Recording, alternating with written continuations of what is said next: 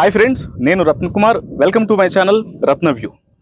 Saturday promo కోసం ఉదయం నుంచి వెయిట్ చేస్తూ ఉన్నాం. ఫైనల్లీ కొద్దిసేపటి క్రితమే ప్రోమోను రిలీజ్ చేశారు. మొత్తానికి సాటర్డే ఎపిసోడ్లో ప్రోమో గురించి మాట్లాడుకునే ముందు నేను కొన్ని విషయాలు చెప్తాను. ఎందుకంటే నేను ముందుగా ఏదైతే కొన్ని విషయాలను నా నోటితో నేను మీకు చెప్పడం జరిగిందో ఆ విషయాలు అనేవి ఆల్రెడీ రన్ అవుతూ ఉన్నాయి. వాటి మీద హైలైట్స్ అనేవి జరుగుతూ ఉన్నాయి, డిస్కషన్స్ హౌస్లో జరుగుతూ ఉన్నాయి. బయట కూడా ఇప్పుడు కొంతమంది బేబక్క నామినేషన్స్ కు సంబంధించిన లేకపోతే పృథ్వీ పేర్లు ఇవన్నీ చెప్తున్నారు. కానీ వాళ్ళందరూ నామినేషన్స్ కి వచ్చినప్పుడే నేను మన వీడియోస్ లో చెప్పడం జరిగింది. అలాగే నిఖిల్ సోనియా దగ్గర అవడానికి సంబంధించి వాటి మీద ఇష్యూస్ అనేవి ఖచ్చితంగా డిస్కషన్స్ లోకి తీసుకొచ్చిన వ్యక్తిని కూడా నేనే. అవన్నీ కూడా నా వీడియోస్ లో ముందు వీడియోస్ ని మీరు కనుక చూసినట్లయితే ఖచ్చితంగా ఎస్ అవును ఇతను ఆల్రెడీ చెప్పాడనే విషయమే మీకు అనిపిస్తూ ఉంటుంది.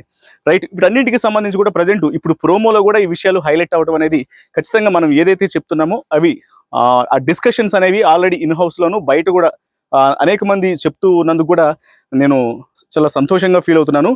ఇక ప్రోమోకి సంబంధించి మాట్లాడుకుందాం, ఆ తర్వాత మిగతా విషయాలు మాట్లాడదాం. ఇక ప్రోమో విషయానికి వచ్చినట్లయితే ప్రోమోలో ఈ గణేష్ పండుగకు సంబంధించి ఆ ఇంట్రో తర్వాత ముఖ్యంగా సోనియాకి విష్ణుప్రియకి మధ్య జరిగినటువంటి విషయాలు. నేను విష్ణుప్రియకు సంబంధించి మీరు నా తమిళ కూడా చూడండి. విష్ణుప్రియ ఇచ్చి పడేసిందని ఆమెను హైలైట్ చేస్తూ కూడా ఒక క్లిప్ కూడా ఉంటుంది నా దాంట్లో. నేను మాట్లాడిన విషయం కూడా ఉంటుంది.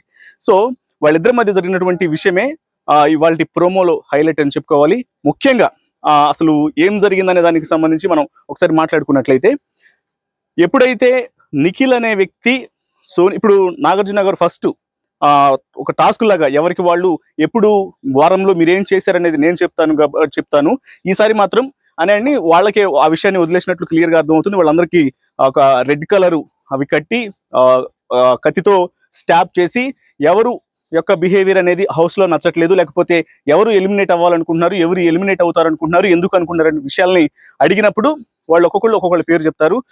ఇందులోనే ఫస్ట్ శేఖర్ భాష మణికంఠను పొడవటం జరుగుతుంది. పొడిచి తనకు సంబంధించి ఒక క్లారిటీ అయితే ఇస్తాడు. ఏమని అంటే, తిను స్పేస్ తీసుకొని ఒక్కడే మాట్లాడుకుంటున్నాడు, అలాగే ఫాస్ట్ని ప్రతిసారి దాన్ని రిపీట్ చేస్తున్నాడు. అంటే మనకు అదంతా చూపించలేదు, నేను ఖచ్చితంగా ఇదే అనుకుంటున్నాను. తను ఆల్రెడీ ప్రీవియస్గా మాట్లాడుకున్నవే కాబట్టి ఈ విషయాల గురించి మెన్షన్ చేసినప్పుడు నాగార్జున గారు ఒక మాట అంటుంది. మరి వాటన్నిటికీ సంబంధించి తను అలా ఎందుకు బిహేవ్ చేస్తున్నాడు ఏంటి అనేది కూడా ఒకసారి నామినేషన్స్ టైంలో ఒక సందర్భంలో క్లారిటీ ఇచ్చాడు కదా అన్నప్పుడు, బట్ నేను అది యాక్సెప్ట్ చేయట్లేదు సార్ అండి. సో ఇది జరుగుతుంది. దీనికి సంబంధించి నేనేమనుకుంటున్నానంటే, శేఖర్ భాష తను ఫీల్ అయింది, ఎస్ కరెక్టే. ఇటు మణికంఠ కూడా ఒక విషయాన్ని పదే పదే రిపీట్ చేసినప్పుడు దాన్ని అందరూ యాక్సెప్ట్ చేయాలని లేదు. ఆడియన్స్కి ఆ సానుభూతి, అరే తనకు ఒక పాస్ట్ అనేది ఉంది, తిను ఏడుపు అనేది నిజంగానే ఏడుస్తున్నాడు, తనకి నిజంగానే బాధ ఉంది అంటే అది కరెక్ట్ కాదు అని మనకు అనిపించినప్పటికీ కూడా, బట్ ఆ ఎమోషనల్ విషయాలనే పదే పదే రైస్ చేస్తున్నప్పుడు ఒకానొక టైంలో మనకి కూడా ప్రతిసారి చూసి 100 సార్లు ఎందుకు ఇట్లా చేస్తున్నాడు అనే ఫీలింగ్ వచ్చినప్పటికీ కూడా ఏదో ఒక టైంలో అరే పాపం రా వీడు అనే ఒక కన్సర్న్ అయితే ఏదో ఒక టైంలో స్టార్ట్ అవుతుంది. అట్లనే జనాలకు కూడా స్టార్ట్ అయ్యి ఓటింగ్స్ కూడా మణికంఠకు ఎక్కువగానే వేసినట్లు కూడా తెలుస్తుంది. ఇంకొక వైపు శేఖర్ భాష తను మాట్లాడిన మాటలు, తను ఇచ్చినటువంటి ఎక్స్ప్లెనేషన్కి నేను యాక్సెప్ట్ చేయట్లేదు అనే విషయానికి సంబంధించి అది పర్సనల్ అయినప్పటికీ కూడా నేను దాంతో అందరూ ఏకీభవించాలని లేదు. అందరూ మణికంఠని తన యొక్క ఎమోషనల్ బ్యాక్ స్టోరీని అని దాన్ని రిసీవ్ చేసుకోవాలని లేదు కదా. సో నేను అది అతనితో ఏకీభవిస్తున్నానా అంటే అతను అలా చెప్పడంలో తప్పులేదు శేఖర్ భాష అనే విషయమే నాకు అనిపించింది. ఇక నెక్స్ట్ శేఖర్ భాష విషయం ఇట్లుంటే, సోనియా విష్ణుప్రియకు మధ్య జరిగినటువంటి అంటే వారం ఎపిసోడ్లో ఇది చాలా హైలైట్గా ఉండే అవకాశాలు అయితే మాత్రం చాలా క్లియర్గా కనిపిస్తున్నాయి. ఎందుకంటే సోనియా నామినేషన్స్ టైంలో కూడా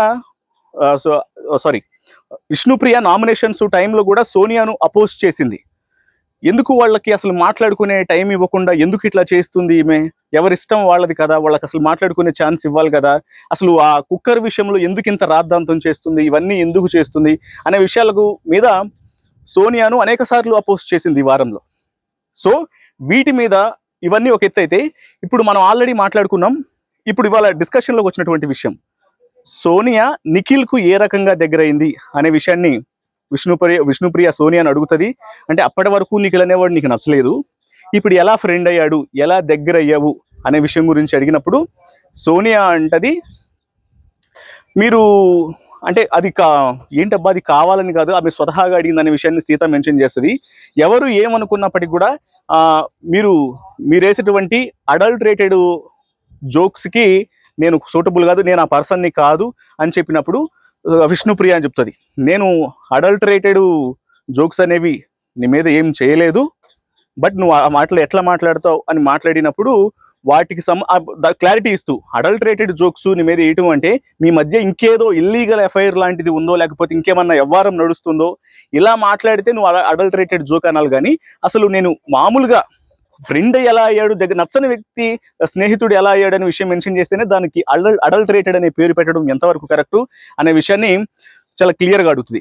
దానికి ఎప్పుడైతే తను కొన్ని సైన్స్ చేస్తూ మీ మధ్య ఇది ఉందని లేకపోతే ఇట్లా ఉందని, బట్ అది అలాంటి సిగ్నల్స్ అనేవి నాకు తప్పుగానే అనిపించినాయి. అలా చేయకుండా ఉండాల్సింది, ఏదో ఉంది అని చెప్పలేదు. కాకపోతే అంతకంటే ముందు సోనియా మీద విష్ణుప్రియకు ఉన్నటువంటి లోపల ఇన్సైడ్ ఉన్నటువంటి కోపం, తిను చాలా మిస్బిహేవ్ చేస్తుంది, తప్పుగా మాట్లాడుతుంది, రకరకాలుగా బిహేవ్ చేస్తున్నటువంటి కోపంతో ఆ క్షణంలో అలా అన్నది అనేది మాత్రం క్లియర్గా అర్థం అవుతుంది. ఇక దాని మీద మనకి ఇప్పటి వరకు ఆడపులిని అని తాను చెప్పుకున్నటువంటి సోనియా కూడా ఈ విషయం అనేది వచ్చినప్పుడు ఒకసారిగా అభయ్ పక్కన కూర్చున్నప్పుడు దాని గురించి మాట్లాడుతూ ఒకసారిగా ఎమోషనల్ అవుతుంది. ఎస్, ఖచ్చితంగా బాధ పెట్టి ఉండొచ్చు సోనియాని, కానీ వారంలో తను ఇతరులని బాధ పెట్టినటువంటి విషయాలు అన్నీ గుర్తు చేసుకుంటే చాలా మంది బాధపడ్డారు. అటు యష్మిల అసలు ఇట్లాంటి విషయాలు ఇప్పుడు ఈ చిన్న మాటకి తినంత బాధపడింది అంటే, యష్మి అనే అమ్మాయిని తను లక్కుతో గెలిచింది అని తనను పోక్ చేసి గుచ్చి ఎన్నోసార్లు, అలా ఇతరులను కూడా బేబక్కని కుక్కర్ విషయంలో అసలు ఇర్రెస్పాన్సిబుల్ అని చెప్పి ఆమెను చాలా రకాలుగా బాధ పెట్టింది. కానీ ఆమె ఏడవలేదు. యష్మి ఏడ్చినప్పటికి వాళ్ళని ఇట్లా చాలా మందిని హౌస్లో బాధ పెట్టినప్పుడు, సో ఇలాంటి విషయాలు తన దాకా వచ్చినప్పుడు కానీ అర్థం అవ్వదు అన్నట్టు ఇప్పుడు సోనియా విష్ణుప్రియ ఒక్కసారిగా తన మాట్లాడేవాడుకు అనేసరికి అభయ్ దగ్గర కూర్చొని ఏడవటంతో తను కొంత ఓదార్చే ప్రయత్నం చేస్తాడు. దీని మీద నాగార్జున గారు రియాక్ట్ అవుతారు. అయ్యి విష్ణుప్రియ ఎందుకు అన్నావు తనని ఈ అడల్టరేటెడ్ జోక్స్ అంటే, సార్ నేను అలా అనలేదు, బట్ తను అలా తన బిహేవియర్ అనేది నాకు నచ్చలేదు, వీటన్నిటికి సంబంధించి ఇలా చేసిందంటే, మరి అలా అంటావా అంటే, ఆ మాట అనటం అనేది నాకు నచ్చలేదు సార్, నేను అసలు అలా తను అడిగిన విషయం ఇంకోటి అయితే తను దాన్ని పోర్ట్రే చేసిన విధానం ఇంకోటి అంటే, అన్ని విషయాలు అందరికీ ఒకేలాగా అనిపించవు కదా, సో అమ్మాయి అయి ఉండి నువ్వు అట్లా ఆ మాటని ఎలా అంటావు, నువ్వు ఇలా సైన్ చేసి అలా ఎట్లా బిహేవ్ చేస్తావు అనే విషయాన్ని మెన్షన్ చేయడం జరుగుతుంది. ఇక్కడ సోనియాని నాగార్జున గారు కూడా అంటారు, ఎందుకు అంత బిగపట్టి అంత కోపం తెచ్చుకుని, ఆ సమయంలో కోపం వచ్చింది కానీ ఇప్పుడు బాధ కలుగుతుంది సార్ అని చెప్పిన విషయం అన్న తర్వాత నాగార్జున గారు ఒక పంచ్ చేస్తారు గట్టిగా. ఏంటంటే, అందరు మనుషులు ఒకేలాగా రియాక్ట్ అవ్వరు, అందరి పాయింట్ ఆఫ్ వ్యూ అనేది ఒకలాగా ఉండదు, అన్ని కుక్కర్లు ఒకేలాగా ఉడకవు. ఒక్కటే పంచ్ అసలు బేబక్క ఇన్సిడెంట్ని చాలా క్లియర్ చేసే అవకాశం ఉంది ఎపిసోడ్లో. బట్ ఇప్పుడు మాట్లాడిన దానికి సంబంధించి మాత్రం ఖచ్చితంగా సోనియాకి ఒక పెద్ద పంచే ఏం మాట్లాడకుండా వేసాడు డైరెక్ట్గా తర్వాత క్లారిటీ ఇచ్చే అవకాశం ఉంటుంది. అది మాత్రం అందరూ యాక్సెప్ట్ చేస్తారు. అవును, ఈ అమ్మాయి కుక్కర్ విషయంలో ఎంత రాద్ధాంతం చేసింది, అసలు ఆ కుక్కర్ అని ఒక రీజన్ చూపించేసి ఆమెను వారం మొత్తం కూడా అనేక విషయాల్లో మెన్షన్ చేసి ఇబ్బంది పెట్టింది అనేది మాత్రం వస్తుంది. బట్ ఈ ఎపిసోడ్ ఇంకా హైలైట్ ఉండేటువంటి అవకాశాలు ఉన్నాయి. ఈ సీన్ అంతా కూడా చాలా మనకి ప్రోమోనే చూసాం కాబట్టి ఈ సీన్ మీద చాలా పెద్ద డిస్కషన్ అనేది ఎపిసోడ్లో నడిచినట్లే అనిపించింది. సో అది వీటన్నింటికి సంబంధించి. ఇక ప్రోమో విషయం హైలైట్స్ అనేవి అలా ఉంటే, మీకు నేను చెప్పాల్సిన విషయం ఏంటంటే, నా వీడియోని చూసినప్పుడు మీరు ఖచ్చితంగా దానికి కనెక్ట్ అవుతున్నప్పుడు దాన్ని సపోర్ట్ చేయండి వీడియోని. నేను ఫర్దర్గా మరికొన్ని వీడియోలు చేయాలంటే ఖచ్చితంగా మీ సపోర్ట్ అనేది అవసరం. అది నేను వేరే వాళ్ళని ఇంకా పైసలు పెట్టినో లేకపోతే ఇంకొకటి పెట్టి ప్రమోషన్స్ అవన్నీ చేయించట్లేదు. పూర్తిగా నా వీడియో యొక్క ప్రయారిటీ ఇంపార్టెన్స్ అనేది మాత్రం మీ మీదే వదిలేసాను జెన్యూన్గా. మీరు దాన్ని సక్సెస్ చేస్తే నేను సక్సెస్ అని ఫీల్ అవుతాను. అది ఇంకా వీడియో రీచ్ అవ్వట్లేదు అంటే మాత్రం ఖచ్చితంగా అది ఇంకా చేయాలి అని మాత్రమే ఫీల్ అవుతున్నాను. సో ఏదైనా మీ చేతిలోనే ఉంది. మీరు ఒకసారి గమనించండి, నా ప్రీవియస్ వీడియోస్లో ఇతను చెప్తున్న విషయాలు ఏమన్నా హౌస్లో నిజంగానే వీళ్ళ గురించి హైలైట్ చేసి థంబ్నెయిల్స్ మీద పెట్టి డిస్కషన్స్లో కూడా డిస్కస్ చేస్తున్నాడు కదా, ఇవన్నా హైలైట్ అవుతున్నాయా, అసలు ఏ రకమైనటువంటి నెరేషన్ ఉంటుంది, ఎక్స్ప్లెనేషన్ ఎట్లా ఉంది, దాని మీద ఎనాలిసిస్ ప్రిడిక్షన్స్ లాగా తన ఊహలు ఎట్లా ఉన్నాయి, ఏమైనా నిజం అవుతున్నాయా అని మీకు తెలిసినప్పుడు ఖచ్చితంగా అవి నిజం అవుతుంటే మాత్రం మీ సపోర్ట్ని పెంచండి. అది షేరింగ్ ద్వారా కావచ్చు, వీడియోను లైక్ చేయడం కావచ్చు, సబ్స్క్రైబ్ చేయడం కావచ్చు, మీ బిగ్ బాస్ ఫ్యాన్స్ అందరికి కూడా ఈ వీడియోస్ను రీచ్ అయ్యేలా చేయడం కావచ్చు. వీటన్నిటి మీద మీ యొక్క అవసరం అయితే ఎంతైతే ఉంటుంది, ఈ హెల్ప్ అయితే మాత్రం ఖచ్చితంగా చేయగలరు.